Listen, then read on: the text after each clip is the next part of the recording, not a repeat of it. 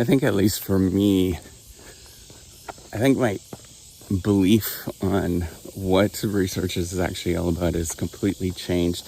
I was always kind of a bit of a weird person that I didn't buy into all of the success games and all that kind of stuff. And that was like even when I was in my first year or two, I would completely doubt it. In fact, I despised it because it was always focused on the idea. It was really a lot more about, okay, how can we develop and make a cool idea that nobody else thought of? And the problem is that that's actually really difficult to do because there is this overlapping mechanism on top of, how do you get a job? How do you, all the practicalities that people often forget about, or I think actually the majority of the people think about is the reason why they do something is for these sort of instrumental means. And it's often very painfully clear when you see it. But, when I started, the reason why my belief has changed a lot is largely as a result of doing this whole reciprocity project, because I was always about the idea and thinking about this. I didn't necessarily care about, getting a job and all that kind of stuff because I already had. One of the things people don't understand is that, if you do a PhD in business, you take a step back from actually doing a legitimate, really important job. I was already an engineer. I was making as much money, and now I look at the salaries of engineers that are coming out of the program that I went to, and I'm like, they're almost making as much money as I am, and they're first year out at this moment, and it's particularly striking when you see that. So my thing is, it wasn't really always about this, right? I'm 20 years into it at this moment, and what I realized, actually there's something bigger where people feel that they do it. I do it for things that are far more important than any of those things at this moment. It's not about the idea anymore. It's about how do you figure out how to move the needle where people feel secure to pursue things that on the outside seem really strange, and people are often very scared to pursue them because of the feelings of if they don't do it right, they'll feel like a failure to somebody, and they'll have to convince somebody that this is not right. And so it's this super fine balance I find with dealing with this. It's how do you reconcile those two? On one side, there's a practicality with everything that we actually do, and we sort of pursue things in a very practical sense, and you sort of have to listen to the outside world. But on the other side, you have to have this impracticalness where you just completely ignore, you turn it off, you're desensitized to what everybody else is doing. And, knowing this, and so part of what I realized is that very few people are actually even getting told this, that there is this kind of tension that you have to face. It's what I study actually. All this stuff is very, very close to what I actually study with innovation and entrepreneurship. It's this, how do you balance the illusion and imperfect view that you have that nobody really understands and nobody really gets, with the practicalities of trying to figure out, okay, how do I get a job? What's the next thing? And both of them on either side is often misleading or often imperfect when you pursue them, and can get you into trouble. But I think we bias towards the practicality of let's just do it, just get a job.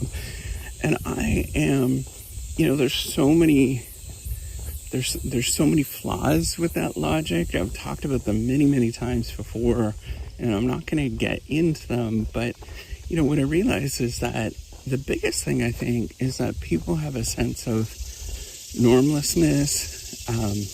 They don't know how to deal with it, and they're just often very scared, right? There's this, in the pit of their stomach, they're they think they're doing something wrong.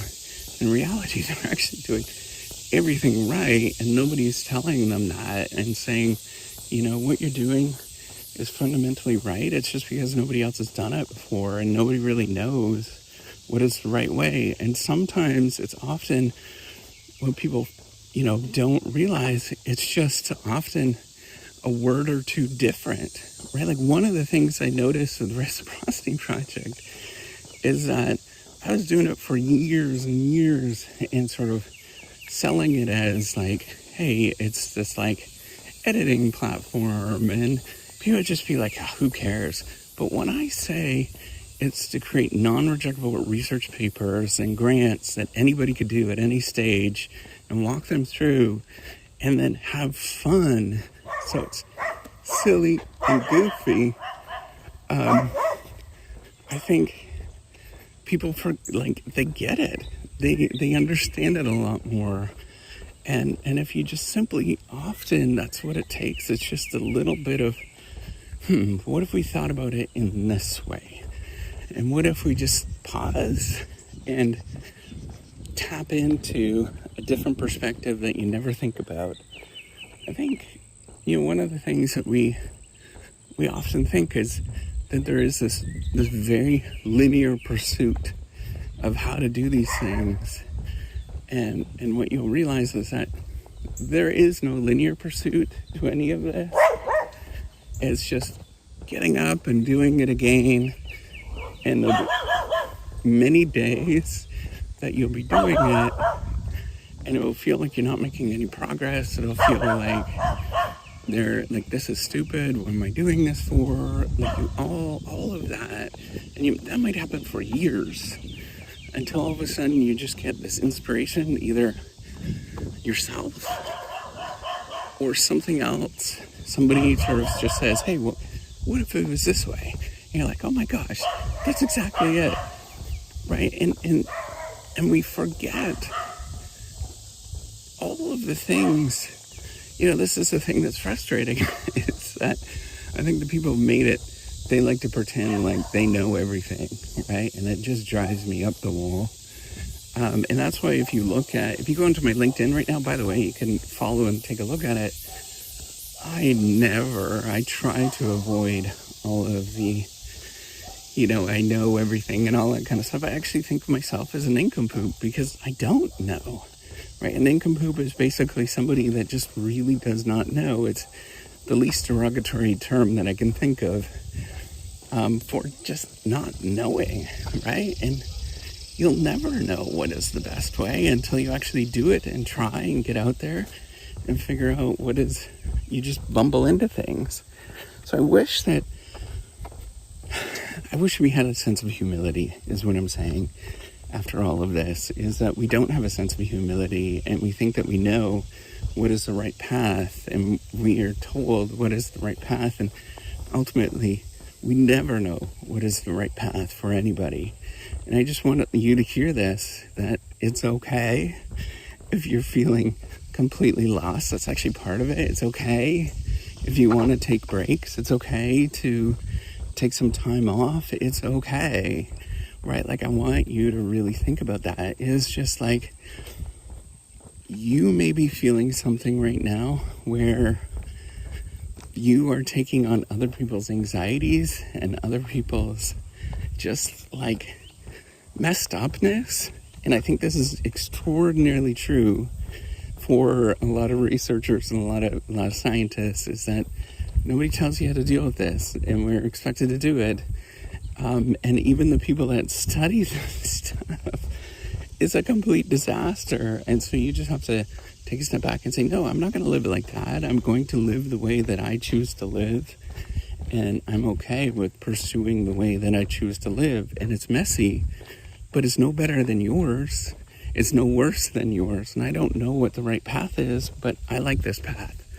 And it just feels right for me at this given time. And allows me to play around, try different things, explore, not get stuck on any particular thing and not think that I am doing something wrong or I'm guilty or all of these other things that so many people make you feel. when you're in this profession. All right, take care and have a wonderful day. You're doing fine. Just get going, keep trying, and love yourself every day. All right, take care.